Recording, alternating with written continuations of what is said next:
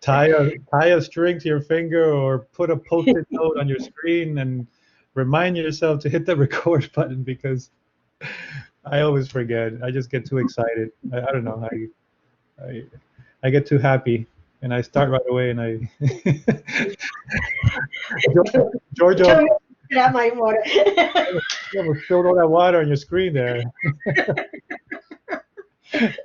All right, so I'm going to share my let me share my screen with you all so you can see my. I only have 8 slides. It's not that much. I just want to I want to use the slides so it keeps me on track, so I don't really go on a tangent, and I really want to cover um, all the little pieces that I want to cover.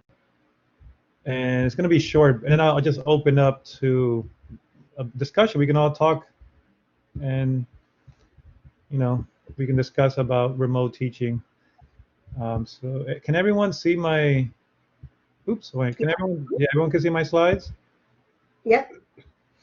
All right. So here's my email. If you don't have it yet, I do have that little number 1 there. There might be another Jose out there, but I haven't met him yet. He might be a student. That's what I think. It might be a student. I mean, it is a common name. I mean, it's like John Smith. It's like, yeah, like the equivalent of John Smith. But it has a 1 there. If I'm not replying to you, it most likely you forgot to include the 1. It's not that I'm ignoring you. All right.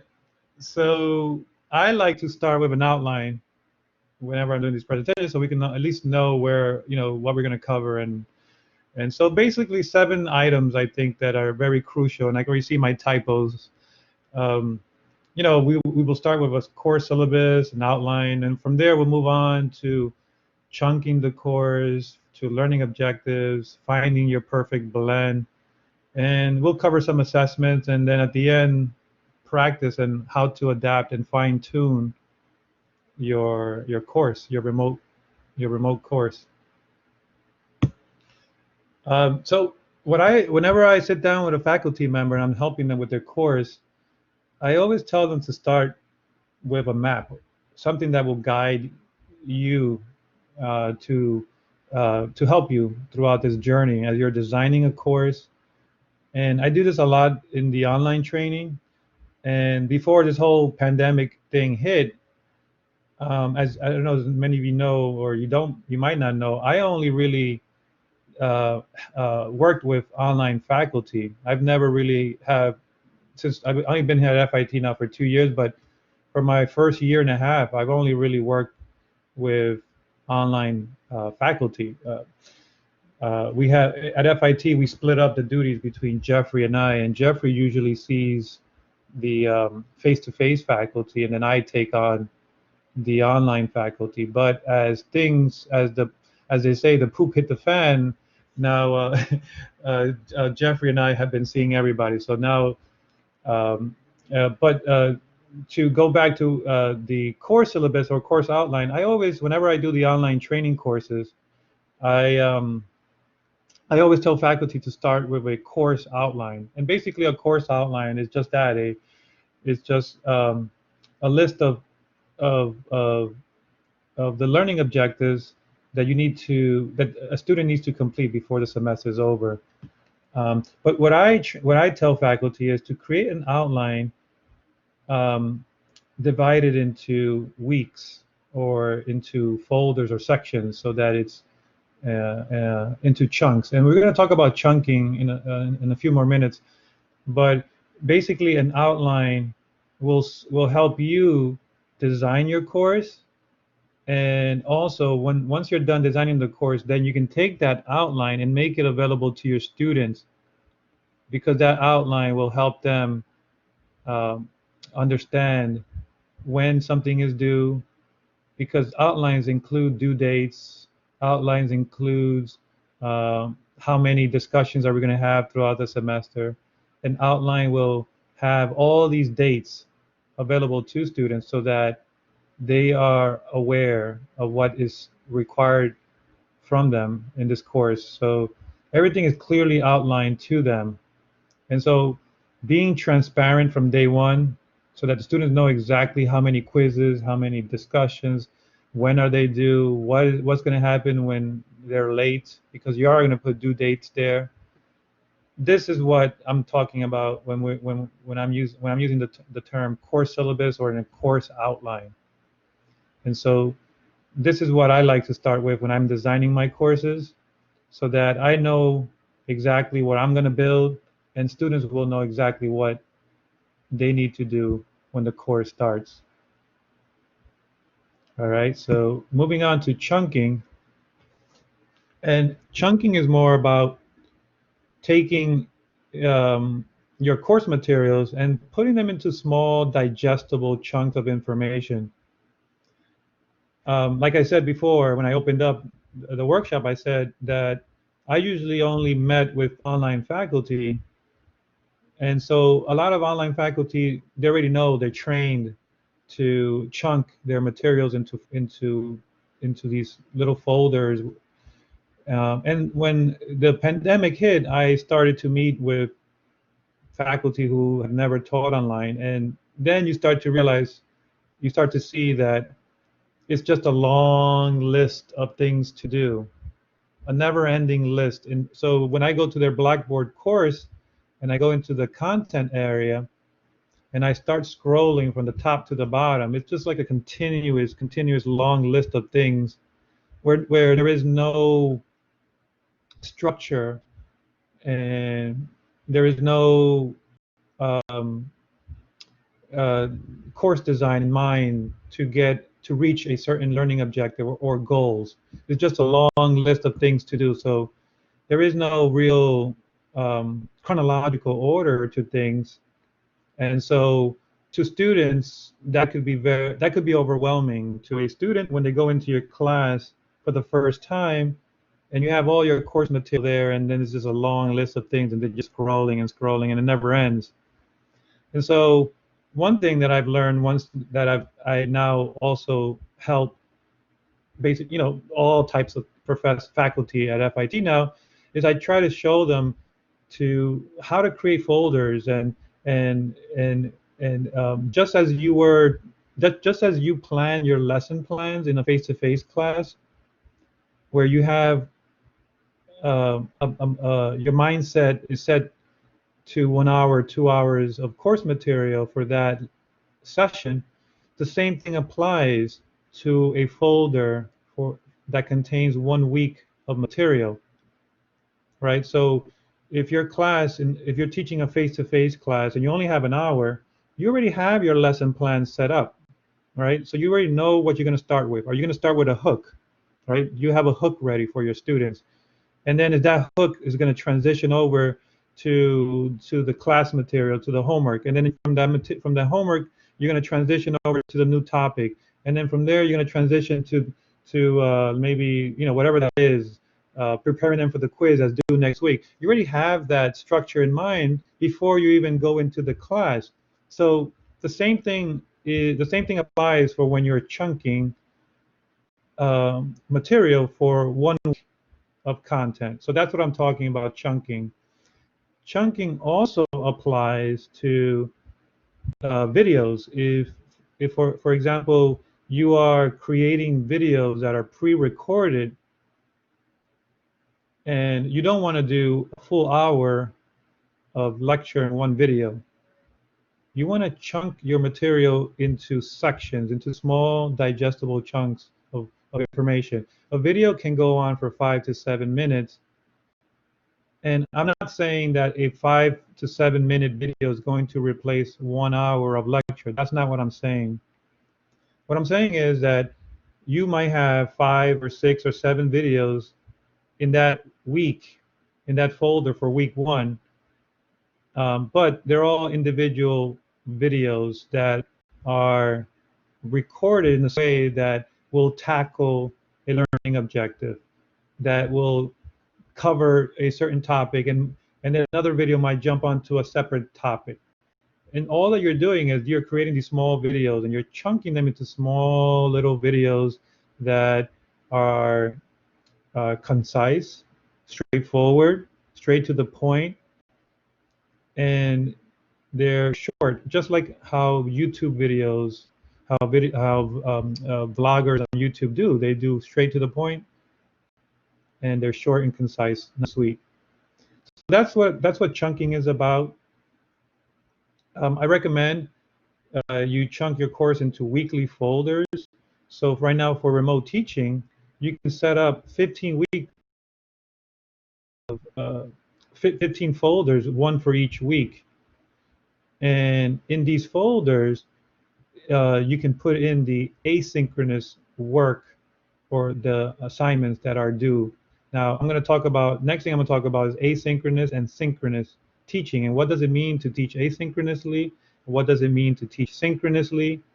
And so we're going to move over now to that slide. And so now I'm going to ask you, what is your perfect blend? And so the first question you have to ask yourself as a professor that is now a remote course is ask yourself, how long is this course? Is it 3 hours, 4 hours, 5 hours? Are you planning to stay on for those 3, 4, 5 hours straight? How are you gonna fill up those hours? What are you gonna do in these live sessions? And to be honest with you, I don't recommend that you go up I don't recommend that you do straight, 3, 4, 5, 6 hours. I know some professors who approached me and said, Jose, I have a 6 hour course. Do I have to stay online all 6 hours? They're telling me I have to be on for 6 hours. It just doesn't make sense. I mean, just from screen fatigue, just tired of sitting on a chair and looking. It just, and I'm just thinking about it from the professor side. If you start thinking about the student with all the other technological issues, the equity gap that students are now having to deal with, whether they have good Wi-Fi, am I going to have my son at the babysitter that day so there's no noise in the background so I can concentrate on the course because I have 7 people living in a 1-bedroom apartment. I mean, there's so many issues at hand here that if you start mounting this up to 3 hours, 4 hours, it's just not, it doesn't sound reasonable to me. And so what I'm suggesting here is, how much time do you need to do your live discussions, right? I mean, sorry, how much time do you need to do your presentation, your lecture, right? And so you start breaking it up, right? You start finding your perfect blend. And in this perfect blend, you have 2 things. You have the asynchronous work, which asynchronous means that your students are working at their own pace, at their own time. We're not meeting at the same time. Everybody is doing the work whenever they can do it. But remember, they have to do that work before we meet again in the live session. So that's what we mean by asynchronous work. And those of you who have taught online are very familiar with asynchronous teaching. That's what online learning is all about. It's just all of it is asynchronous. There's never a point in an online course where you actually have to go on Zoom or collaborate and do a live session. That doesn't happen in an online course. The only time it might happen is for office hours. If you're going to meet one-on-one with your student, that's the only time there is some form of synchronous meeting in an online course. So that's why I said earlier, if you taught online, you already have half of the idea. Now you need the other half, which is the synchronous part. And so the synchronous part just basically means that you have to go on one of these web conferencing tools like Zoom or Collaborate, and you just got to meet with them at the time scheduled, and you got to figure out what it is that you're going to do in the live session.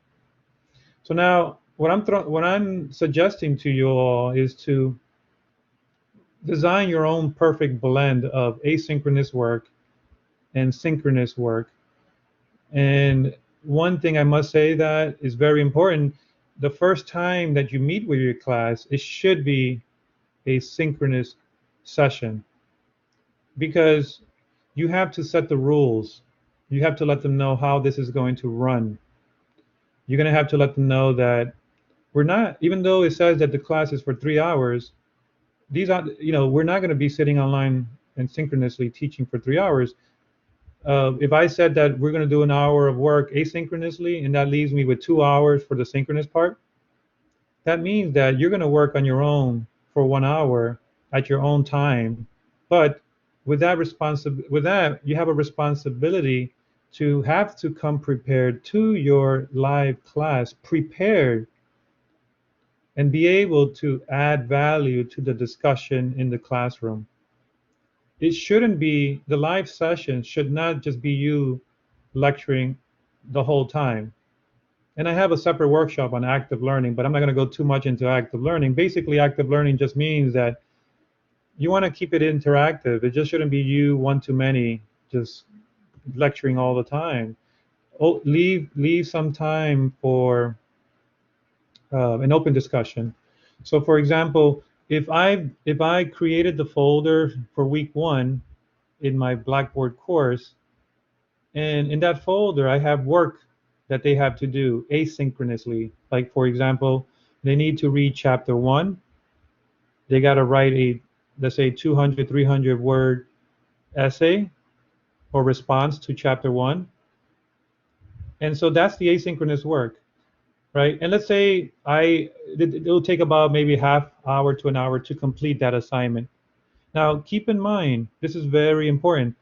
Whenever you're designing asynchronous work, even though you think it will take up an hour to complete, it is different for every student. Not all students are created equal. As you know, you've been teaching for many years. You guys all know some students are quicker.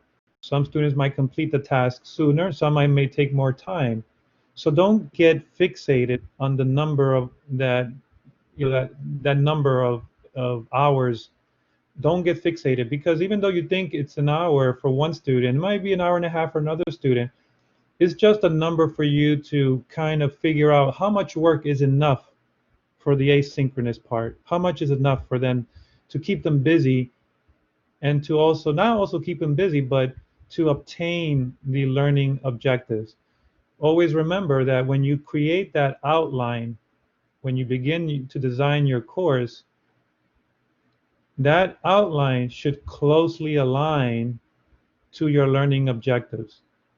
Whether your department gives you those learning objectives, or if your department allows you to create your learning objectives, never forget that your outline should always align to your learning objectives. And I will tell you, from the many sessions I've had so far with faculty, a lot of the times those learning objectives are lost in the design process. Not only are they lost in the design process, but the learning objectives are never assessed. You need for students to provide evidence that they understand and comprehend those learning objectives that you have set for them. So it's really three things that we're talking about. We're talking about an outline that has your learning objectives, taking those learning objectives, align them to your activities, your lecture presentations, and then third is then to provide a way to assess your students that will let you know or confirm to you that this student has mastered the subject matter, and they're okay to move on to the next topic and next material. Okay, and so real quickly before I move on to the next slide, an example of what I like to call a smooth transition from the asynchronous work to the synchronous work would be, let's say, if I assign a Padlet for the asynchronous work, and I tell my students to go to a retailer and take some pictures of a garment that, number one, is made of cotton. If let's say the topic for the week is cotton, and we're covering cotton, and I want them to go out there, take some pictures of the garment with their phone, put it into a Padlet, discuss and tell us, how did the material feel? Is this something that you think you will wear for the summer or the winter? Talk about the garment. Where is it placed at the store? Describe it. Put the picture of that garment in the Padlet. And so now that could be the homework assignment.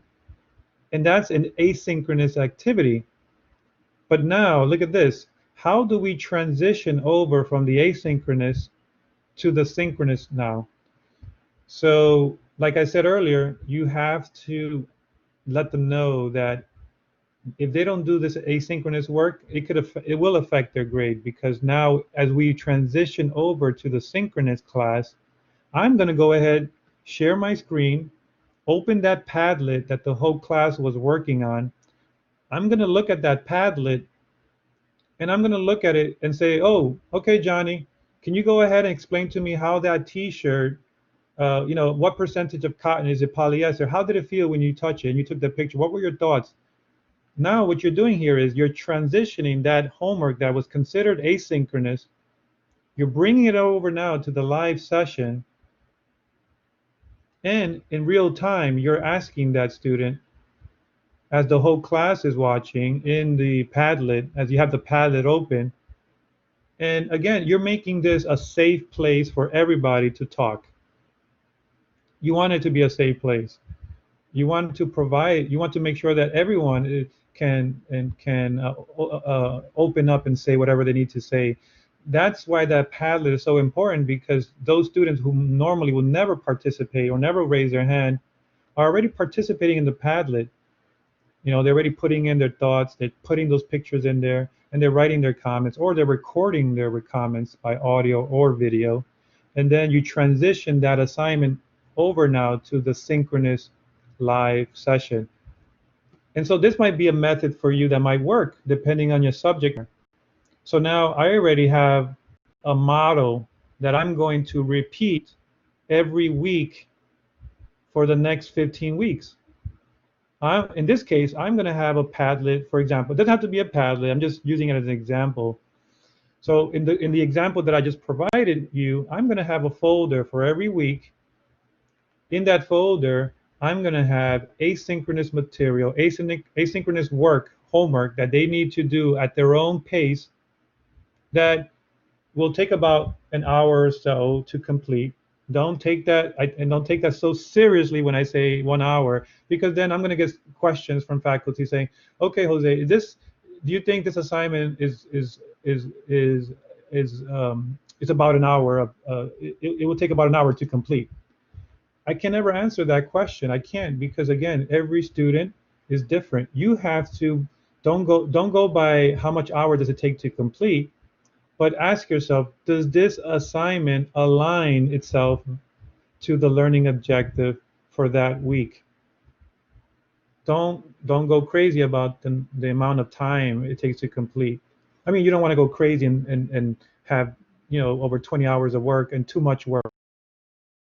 Week. Just make sure that you cover what the learning objectives are for that week, and then you transition that assignment over to your live session, and then open up the live session with a discussion on the homework that was due asynchronously.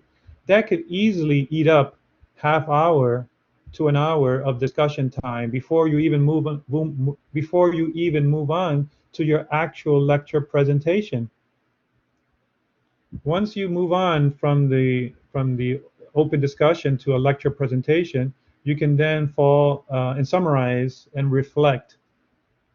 I always find reflection is important, and to end the class with a reflection piece, just to review what we just learned and have students participate in the reflection piece.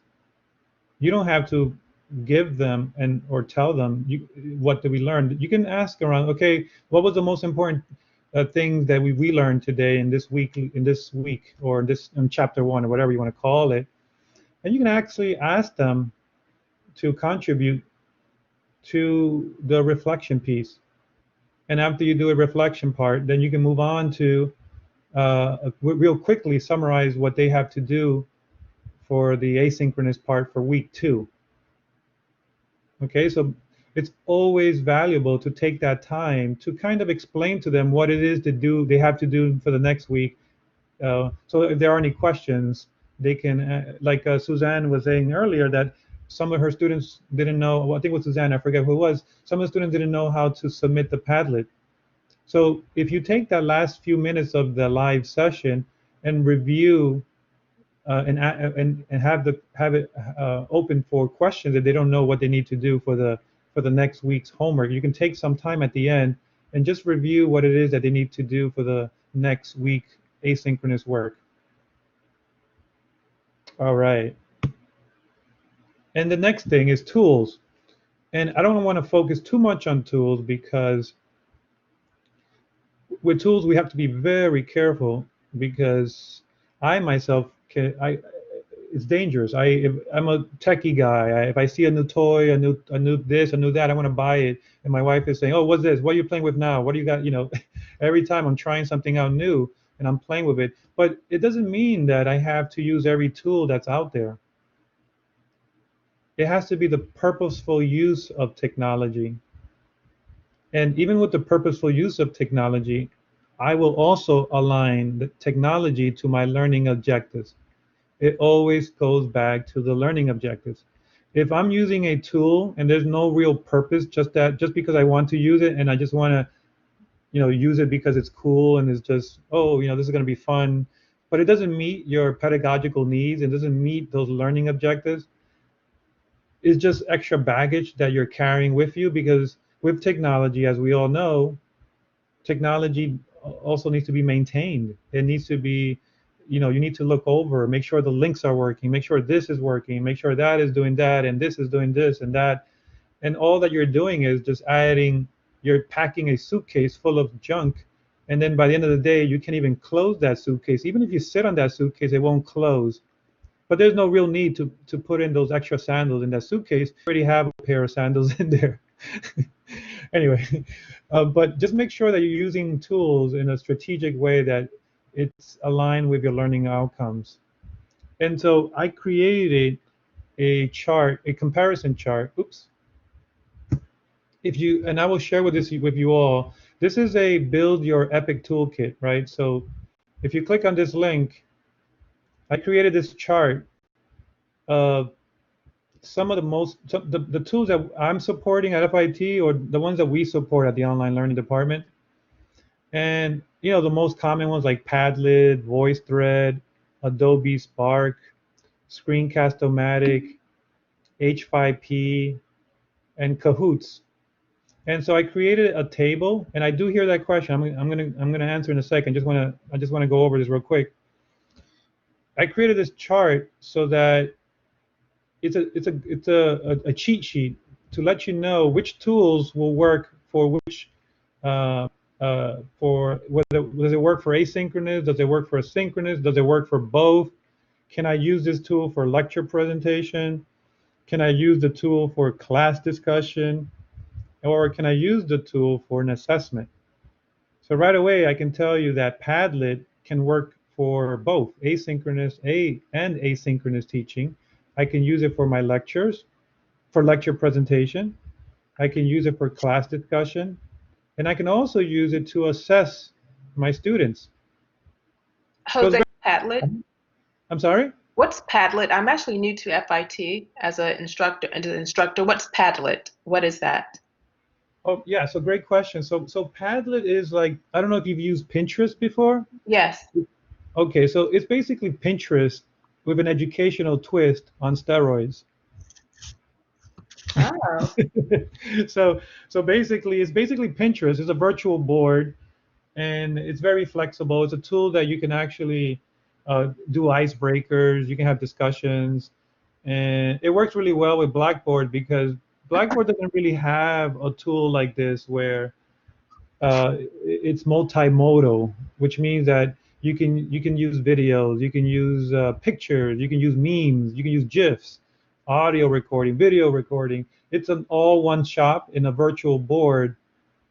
And then one last thing I would say about Padlet, I don't want to go too long with Padlet, is that it also allows students to work collaboratively, everybody in one Padlet, or you can create one Padlet, and Padlet will automatically make a Padlet for all of your students, and more like a portfolio type assignment or a semester-long project where now you are working one-on-one with your student as opposed to all students working collaboratively on one Padlet.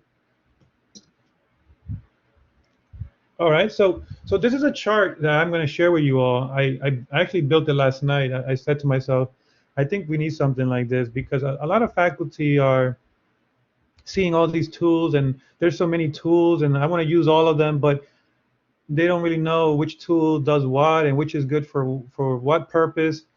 And so when you are designing or putting together your epic toolkit, just like a plumber or a carpenter, you have certain tools in your tool belt, and you want to keep those nearby, and you want to know which tool does what and which ones are good for certain things. I also wanted to add one more column, which I ran out of space, which was level of difficulty, because some of these are easier for more remedial users, and some are more um, advanced. For example, I think one of the most advanced ones here would be VoiceThread for um, a presentation mode, might be a little bit more advanced than, or an H5P. I think H5P would be one of the top more advanced feature, more for the advanced user.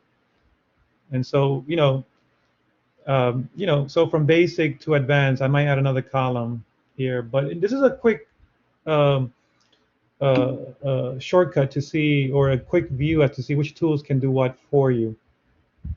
Okay, I do hear another question, but I'm just want to finish up real quick so I can go ahead and answer some of your questions. So again, KISS, keep it sweet and simple. You might not have to use all those 6, 7 tools. You might, depends on what your vision is for your course. You might just need that one tool that would do the trick. Okay, and the next thing is assessments. And I don't want to take up too much time on this because I can easily talk forever on assessments. But there's 2 types of assessments, right? So you have the formative assessments, which I love. I love to use formative assessments. And basically, formative assessments allow students the opportunity to try out in a low stakes environment that quiz or in a short answer or whatever it is. It's the analogy to a formative assessment is like if you're a chef at a restaurant and you're learning from the master chef. So the formative assessment is more like you're allowing the chef to add some salt and some pepper, and then the master chef comes over, takes a spoon and tastes the soup, and the master chef will tell you it needs more salt. And so that's what you're doing with your students, right? So it's a way of creating learning opportunities from incorrect answers. And so that's what a formative assessment does in a low stakes environment. Now, a summative assessment is now, okay, we're done with all these formative assessments. Now we're doing a midterm. Now we're doing a final. Is do or die here, right? So you already had your opportunity in the formative assessments. Now you got to show me mastery, and this is here. This is when you're really going to tell me. And I forgot to add the third one, which is authentic assessments. And authentic assessments, I should have added that to the chart. A great tool for authentic assessment is VoiceThread. And so in VoiceThread, you can say to your students, okay, you guys saw my lecture on CPR. Now I want you to show me how to do CPR on a person. So now they're going to go on their VoiceThread. They're going to record themselves performing CPR, step 1, step 2, step 3, step 4. They're going to record themselves doing these steps, and then they're going to submit this to you, and that's how you're going to grade an authentic assessment. You can also do authentic assessments with a Padlet, right? But remember, you're going to have to moderate the Padlet so that all the students cannot see each other's answers. Same thing in the VoiceThread. You're going to have to choose the option to you have to check off the option that says moderate responses, so that the students will not see the answers until you reveal the answers at the end. So that's what a formative assessment is. So these are the 3 types. I'm sorry, that's what an authentic assessment is. Authentic assessment, you're asking your students, okay, now I taught you how to do something. Now you show me and repeat those steps. And that could easily be done on VoiceThread or a Padlet. Formative assessments can be done with a Blackboard quiz, where it's multiple choice, or it could be done in a Padlet the same way. And a summative assessment can also be done in Blackboard using a test, either a multiple choice, true or false, short answer, or submitting a final paper. That's another example of summative assessment. Okay, my last slide, and we're done, is Rome was not built in one day, so it's going to take practice. I recommend that you practice with your colleagues, family members. If you're using a new tool, make sure you try it out, figure out how it works. Use the student preview mode, which is very, very helpful. If you've never used it before, we call it the evil eye. It looks like an eyeball. If you click on the student preview, so that you can take your course as a student would, and that going, putting the shoes of a student and seeing it from the student's perspective might change the way that you design your course. It might also change the way you design your test. So student preview is a very, very important part of the process when you design your course. And lastly, I just want to mention that we're not reinventing the wheel here. If something has worked for you through the years in teaching in your face-to-face class, bring that over. If you have a great sense of humor, if you have some hooks that you've used in your face-to-face class, and you want to bring if you want to bring that over to the remote teaching course, do so. Don't be afraid that, oh, I'd use it in my face-to-face class, but I don't know how I'm going to be able to do this in a remote session or in a live class session. How, it doesn't work. Don't do that. Don't shut yourself out, because these are opportunities that have been proven to you. These are things that you have learned along the way, that are proven techniques. You just might have to do a minor adjustment and bring that over to the asynchronous part or to the synchronous part of your class. If you're not sure how to bring that over, let me know, or Jeffrey, Margaret, and we can help you. And if you tell me that vision that you have, and I can translate that into to a specific tool, or not even a tool. It could be maybe done without using a tool. Just don't give up on the idea of bringing those successful techniques over to the remote teaching. And adapt, right? So that's gonna be the last thing I'm going to say. Adapt. Make sure that as you go along, it's going to be a bumpy ride, because there are going to be some things that do work, some things might not work. Just keep in mind that when week 1 is over, there's another week coming up next. It's going to be week 2. Adjust, adapt, change, and reflect, and see what worked, what didn't work. And I think I'm going to stop there and open up for questions. I hope I didn't bore you guys. And yes, Georgia, you have a question? What I wonder is, with how we're supposed to be recording our lectures, okay, so that students who are in different time zones or whatnot will have the ability to watch them. But my thing is this, and don't get me wrong, it's not that I don't want to be recorded. I know I need to be recorded, but of course we're not going to record for a long period of time. So what I'm thinking is, am I better off doing a screencast-o-matic with my own slides and put that in as something they need to go over before we meet? And then this way, when we're meeting, anything that's confusing to them, it would give me that time to explain those things. Yeah, that's a great point, George. And I didn't cover the flipped classroom approach, and that's basically just that. We call that the flipped classroom approach, where now you have videos that are pre-recorded, and the students have to watch these lectures, these pre-recorded lectures, asynchronously, and then and then we'll meet in the live class session. And the live class session is not about lecturing now because they already had watched those lecture videos.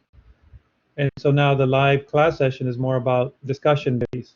You know, what did he, you can cover the what we call muddiest points, and those muddiest points can be, what didn't you understand about chapter one? What did you find confusing? What where do you need more help with? Uh, can another student help another student? Can you do pair share and team up the students so you can take one student who is a little bit more advanced and understands the material, pair them up with another student who's having trouble, because now you have that opportunity because you created the lecture ahead of time. Now in the live session, you can actually do this in the live session where it's no longer lecturing, it's now more of a discussion or pair share, or you know, it's a beautiful thing if it works correctly. But I got to warn you though, if you do go with the flipped classroom approach, you really have to be stern and say, for example, that if you don't come prepared to the live class sessions, you know, with you've read the material, you watched the video, and most importantly, you have to come to the class ready to add value to the conversation, Mm-hmm. then your grade will be affected. And now it's more of a participation type of thing where as you know, I think you teach online, right, Georgia? Mm-hmm. Yes, you know how we online now, how we do. There's no longer a, you know, this it's a participation. We don't. What am I trying to say is that um, They participate in discussions. exactly. But now that you have that online mindset, you gotta kind of not get stuck in that, because now the discussion can happen synchronously. So don't Right. get stuck in the online mindset. The online mindset, like you've been doing online for a while now, and you know that everything happens asynchronously. Don't get stuck in that mindset, because you can actually have that discussion now, like you're saying, in the flipped classroom approach. That discussion can happen synchronously. Okay. And then one more thing about the Padlet is if I wanted them to do something on Padlet, can I have it so that they see just what they want, and then when I have it in the classroom live, I can show them everyone? Oh yes, you can do that. Yeah. So Okay. so you're saying that your post. Let's say you have a question for them, but you don't want them to see each other's responses until the day of the live session. Exactly. Yeah. So like an authentic assessment, right? So that's an authentic assessment where then you ask them a question, but you don't want them to see each other's answers. So then when you create that Padlet, you want to make sure that you check off that button that says moderate each response, so that when you get to the live class session, then you can either release all the answers, or you can choose one student one by one and release his or her answer, and then move on to the next student, release his or her, release the other student, and so forth. So it's up to you how you want to do that, or just release all the answers at once, and then collaboratively, as a whole, the whole class will see that Padlet populated for the first time. Right. Okay. That would be good. That would be interesting to do that in a live session. Yeah, because what I'm thinking is, I mean, at one time I used to have them go for a current event for depending upon whatever chapter we were working on. And then I'm thinking that would be a good thing to put into a Padlet because it would be a good start to any class because we can see who wants to talk about their article and they can discuss it with the class. That's beautiful, Georgia. I love it. I love it, because what you're doing here is, again, what we talked about earlier. You're doing the transition again from async. You're doing a bridge from the asynchronous work, bringing that work over to the synchronous session. Not only that, you're doing like universal design. You're getting every student involved, not only the same ones asking, the same students every time raising their hand. You're getting the whole class involved. Not only that, but then when you transition that over to the live session, now you're involving the whole class as opposed to only the few that always raise their hand. Okay, so that would work. Okay, good, thanks. Because I worry because I I can't see. I know some of my colleagues are, planning on lecturing for 2 and 3 hours, and it's just too much. I want to be able to have. When I was watching one of the videos in that 10-hour training, I noticed they had checkpoints along the way. Yeah, yeah. And I'm not sure how to do that either. It's something else that I could learn to Yeah, figure yeah. out how to do. Yeah, I created those with the tool, one of the H5P tool that I had in my list there. HP5 is? Okay, because I don't H5P. know what HP5 or Kahoot is. Yeah, so it's another tool that I've introduced to FIT. It's a tool that we purchased, but I only have 5 licenses right now. I'm still in the testing mode of it, but I think it's ready, and I think we can launch it very soon. And I hope to have more licenses available so that I can give to everyone. But it's a great, I mean, it's an amazing tool. It has all these widgets ready for you. You don't need a programmer. All these widgets are already pre-coded for you, and all you have to do is go in there and let's say I want a drag and drop, or I want a multiple choice question, or I want a memory game for my modern languages course, so that I can teach them Spanish with a fun game. All you have to do is you have all these widgets available to you, and then you just got to go in the back end and just replace the pictures, change the questions, and then you can deploy it in Blackboard. But that's what H5P is. It's still something that I haven't fully released yet um, to FIT in general, but it's something that's going to come along the way. Is Kahoot something easy too? Oh, yeah, Kahoots is a great tool. So Kahoots is a great way for you to gamify your course in a fun way, and it's a great way to do formative assessments. And so let's say you do your flipped classroom approach that you were just talking about, where you're going to pre-record your videos. And so now with Kahoots, to then do a formative assessment based on the work that they were supposed to do asynchronously, you could do a short Kahoot game where you asked key questions based on the material that was covered before you transition over to the next topic, or before you move on. A Kahoot will give you a measuring stick or a gauge to figure out which students are still struggling before I move on to the next subject matter, before I move to the next chapter. So a Kahoots is a fun way. It's basically like not Monopoly, like that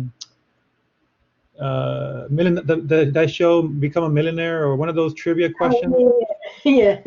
Yeah. And Kahoots can be done asynchronously and synchronously, which means that you can do it in your live session, or and then students, what happens, will see, if you do it asynchronously, they'll see like scores, or you can hide the scores. If you don't want to make it too competitive, you can always hide the leaderboard. But it's a fun way. It's a fun way to keep things competitive, to see, oh, I made it at the top this time, and then you can incentivize that and say, well, whoever comes up on the leaderboard this week will choose which topic we'll cover, or something fun that they'll give them something little to incentivize the experience. But that's all about gamification. In education, gamification basically means we're taking broccoli and we're covering it with chocolate. And so Yeah, and so that's kind of like what Kahoots is. It's just a piece of broccoli with chocolate covered all over it. Gotcha. Okay, thanks. Jose, can you access, or can we actually access Kahoots through Blackboard? Or So, how do you access? yeah, so Kahoots doesn't necessarily need to be integrated into Blackboard. That's why I haven't created a link for Kahoots. Let me share my screen with you so that I can show you what I'm talking about. So Kahoots, so basically Padlet, I have linked Padlet, and let me show you where. Yeah, so Padlet, you'll see it here. Mm-hmm. So if you don't have a Padlet account, let me know and I'll create a pro account for you. That would be great, because when I actually go to Padlet, it has this almost like an error message or something. Yeah, let me get your name. I don't see. Wait, where are you? Laila, Laillah. Oh, there you are. Yep. Okay. Okay, I'll create a pro account for you, but to back to your question, so you see how I have Padlet linked over to Padlet. If I click on this, they'll just take me to Padlet. If this Can doesn't you open do up, a link? Click on it. Yeah. yeah. So you see how it takes me to my landing page? Who's Yeah. Bertrand? Yeah. It's, this is. Oh, I was working with Bertrand earlier, so let me log out. Yeah, I was working with another faculty member earlier, but I have admin rights, so I can actually see everything. See, But I that's was afraid mine would show up. but but here you see how here, this is my landing page. See, I can see a lot Yeah. of things, but I'm noticing, and this is one thing I'm noticing in Padlet, that faculty are, for some strange reason, they're changing their privacy, and they are allowing everyone to see their Padlet. So, for example, let me see somebody that I think they're sharing with See if you everybody. see mine. Yeah. Right now, I'm not seeing. Oh wait, these are made. These are recent. These are the ones I made. See how you can filter? Oh, here we go. Here's one. Here's this person. I can see she's sharing with the whole world. So I don't know why. I gotta make an announcement because I can see some people are, for This example, is what I want to talk to you about because mine is showing up and I don't want it to. yeah. So you see here at the gear icon. No, not there. It's over here. It's under. Oh, yeah. Yeah, the wheel thing. Yeah. Where is it? Where is it? Where is it? Modify. Well, I'm trying to get to where. Wait, where is it? No, here it is. Here it is. You see where it says privacy? Under, Yeah. yeah, let's do it again. Under share. If you Mhm. click on the share button, and then if you go to your privacy, you see how she has her set up to organization wide. Right. It should be only to secret, which means only it's available to her and her students. I don't know Right. why people are switching it from secret to organization wide. This is why everybody's able to see it now. So I don't know if that was intentional or accidental. I got to start talking to these people and let them know that, hey, your palettes are being shared with the whole school at FIT. Now remember, this is not publicly available. This is only to FIT because we pay for this, so it's only our server. So this is being shared only with all FIT faculty. So it's under the share tab, and then if you go to change privacy, make sure that it's set to secret.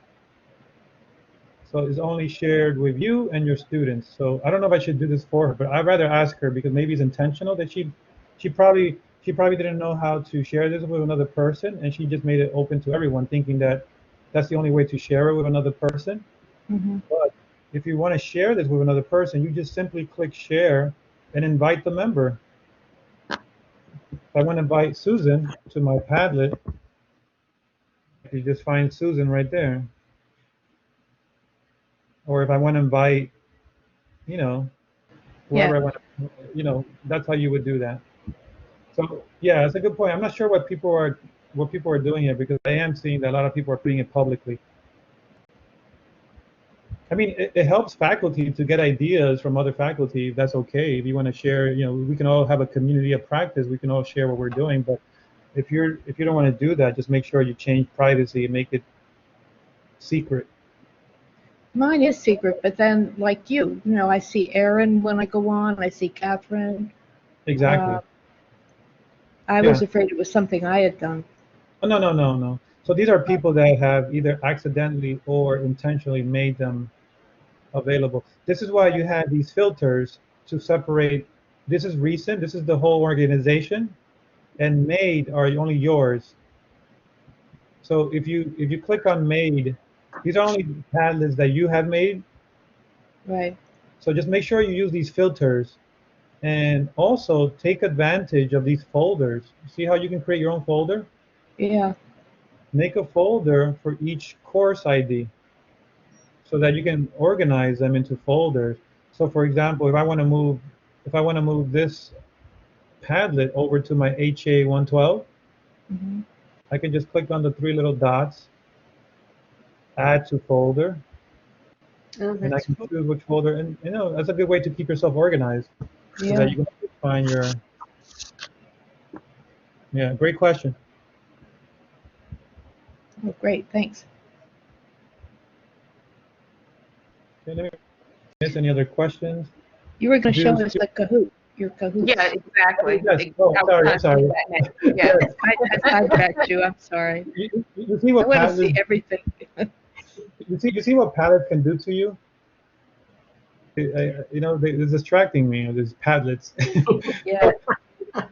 This is a Kahoot. Now, you can create a free account is more than enough. I mean, there are some cool features with the premium account. We haven't yet purchased this. I don't know if we're going to move that direction, but maybe in the future. I don't know yet. But I already have my account in Kahoot, so if I go in there, and let me show you one that I've made already. You can also do your presentations in Kahoot. That's why in that table that I created, Kahoots can be used asynchronously, synchronously, for assessments and for presentations.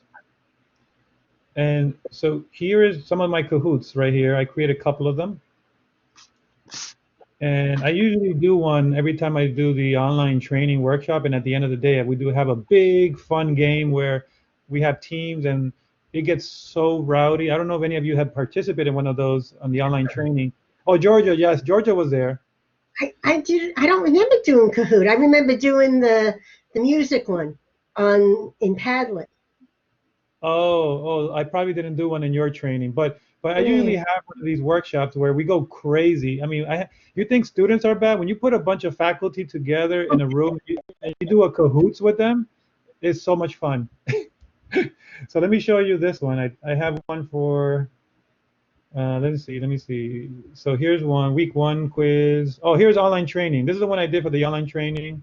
Here's one I did for active learning. So if I open this up, you can see I have 10 questions. And the fun thing about this is your students can do this on their smartphones. It's a lot of fun. Yeah, you can do it on their smartphones as they're in the live session. And so here are my questions. And so I can always change them and move them around. I could do multiple choice, true and false, short answer. I mean, they have different types of questions. And then when I'm ready to launch it or deploy it, I just click on play. And here, then you can choose to do synchronous. You see how you can do for virtual classroom, this will be synchronous or your live session. And this one will be asynchronous for self-paced learning. That's what self-paced learning is, asynchronous. So this will be your synchronous teaching, and this will be asynchronous, right? And so let's say we do this live right now. All right, and so now I can choose the classic, which everybody's by themselves individually, or we can do a team mode where I will put you guys in groups. Let's do basic now. Everyone for themselves. And then there's some options here. You can change some settings. You can change the music. You can randomize the question. They got some really funny music here. They got reggae, funk, disco. Let me do disco. And then you can then start the game. I'm gonna choose classic. And then, so now this is where I'm gonna ask you all to go into your phone, and then you would type in, you would go to either on your phone or on a browser, you type in this URL, and then you enter this code to get into the room. I don't know if you guys want to try it now, but I don't know. But anyway, the players will start popping up in here. And then when you hit start, see, I don't have any players, so I can't. It says waiting for players. I'm trying. Yeah, once your students, actually, hold on. I have it on my phone. I could probably do one real quick, so I can show you how it looks. Kahoots. Okay, here we go. I'm gonna join the room using my smartphone.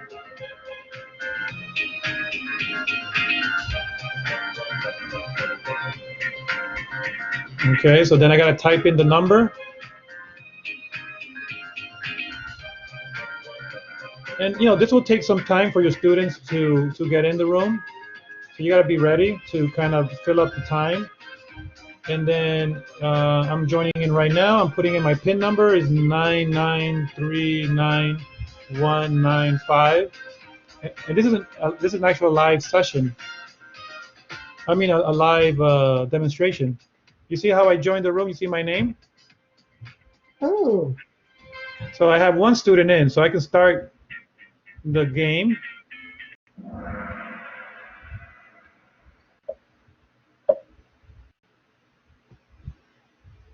Which item is not in the certification checklist?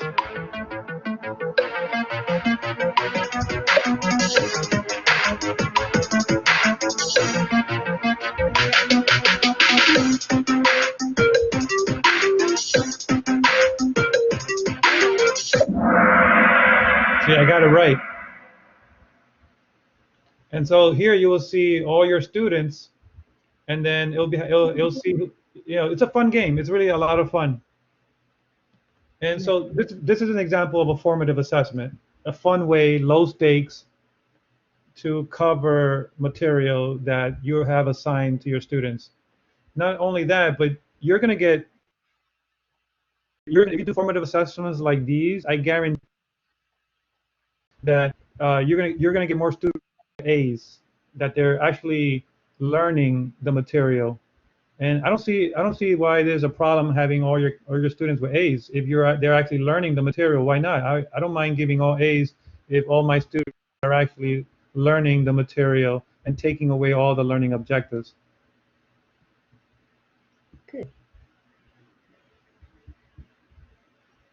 good. Oh, so Lorenza, you said you tried it in the classroom. Students love doing Kahoot. It's a lot of fun. Yeah, especially during review, they go crazy. Oh, Like, that's great. Oh my. Yeah. I do it in teams. Oh yeah. Yeah, they love it. You do it synchronously or asynchronously? Well, when I did it, it was in live classes. So I was interested. I was going to continue it. I will be continuing it when we do a review test, but it may be great to also do it in a lecture, like in a live, session, synchronous session, like a reviewer. Yeah. No, it's a great way to review the material if you want to do it weekly or if you want to do it before the midterm or before the final. And one thing to incentivize the gamification process is you can say that we're going to do a Kahoot, and the team or individuals who gets the highest score can create a question for the midterm and the final. Usually I would, whoever gets the highest would always get like maybe 2 or 3 points, depending, extra on the test. So they love it. Yeah. It's a fun competitive way, but you don't want to get too carried away and you're keeping it fun, so it's not too but they all have fun with it. It's a fun way to review materials, and I agree. I love it, and so feel free to incorporate that into your toolkit if that's something you think aligns really well with your learning objectives for your course. Yeah, the pin that's assigned for Kahoot, is that a pin that's assigned for one session? So if I'm the instructor and I assign the pin, then I would give that pin to the students for them to sign on to my Kahoot. So how does that work? I just want to. Yes. Depending on if you're assigning the Kahoot for them to do on their own, Yeah. then what you're doing is you're going to copy that link to that Kahoot, and you're going to paste the link to your Blackboard course, and you're going to, let's say for example here my Blackboard course, I go to my home page, I go to content, and for week 1 I'm putting a Kahoot for week 1. Just make sure you copy the link to the Kahoot and go into that folder. Let's say week 1, let me see, content. So here I go to the week 1 folder. You see how we talked about creating a lesson plan or a learning sequence for every week. This is all you see, this is all the asynchronous work they got to do on their own. And so if I take that Kahoot and I do a web link, and I say Kahoot week 1, Kahoot assignment, and take the link and paste the link right here from the Kahoot. So I have to go back to the Kahoot and then make it a. So here it is. So then I would have to take this one and make it a. Where is it? This one. Make it asynchronous, right? So then I would choose assign. You see how you can schedule it, Yeah. right? And so let's say I schedule it for that day or whatnot, and I create. It's going to give me a link. See that? Oh, cool. Oh, got it. Okay. Oh, nice. So you're going to click copy the URL. But remember, you also need the. I would suggest to also copy the game pin. So then I go back into my Blackboard course. Here I put the link to the Kahoot. And then here I will write Kahoot week 1 Kahoot game. The instructions like we talked before, remember? Use this pin to join the Kahoot game, and then I copy the pin number, the game pin, and then make sure that you put it here. I'm sure it pops up again, but it's always good to have things in 2 places. And then also you can say, feel free to use your computer or smartphone or other devices like an iPad. It works anywhere. But they can use their computer or their smartphone and connect with this link. And you click submit. And then I click on the link. It should take me to the Kahoot game. Got it. Oh, cool. And then you put your nickname. Let's say I call myself Hot Rod.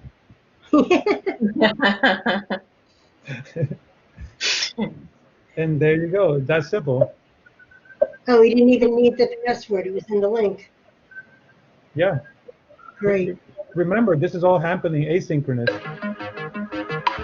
So Cool. the beauty of the Kahoot doing it asynchronous is that each student is doing it on their own, and then Kahoot is taking all the student scores and is creating like a leaderboard. And you can edit that they can take as many times as they want. Remember, formative assessment, you can let them they can taste it and taste and test. Because they want to beat the leaderboard, and so they might want to do it several times. And remember, they're learning as they're doing it multiple times. They're going back and taking the quiz, taking it over and over again, and they're learning in the process. Again, it's the chocolate broccoli. That's a great question. That was good. Yeah. Thank you. This has been really great. Sure. I'm looking at my schedule. Oh, I do have some on 2:30. All right. I mean, if there's no other questions, I think this was a great session, even though this was the first one that I did on this. So, if you Yeah, it feel was really good. Thank you. oh, thank you. If you feel that something needs to be changed, or if you feel like I should change it up, I do have a link to a survey here. This feedback, where is it? Here. I'm going to email you all who participated. If you're kind enough to go, and, it takes about 2 minutes. There's only 4 questions. Maybe 1, 2, 3, 5 questions. If you can go through it and then, give me your feedback. If it's something I need to change, or how can I improve it, let me know. And because this is a workshop that I'm going to continue to do now for the next few weeks. And so I would love to hear from you. Yeah. Jose, before you go, this is Laila. I just want to remind you can you send me the Padlet link, or just sign me up for Padlet? Sure, I'll do that right as soon as we're done with this. I have your name. I see it there, and I am going to tie a knot on my finger. Okay, it's just a reminder. Sure, sure. Thank I'm you going to so stop much. it.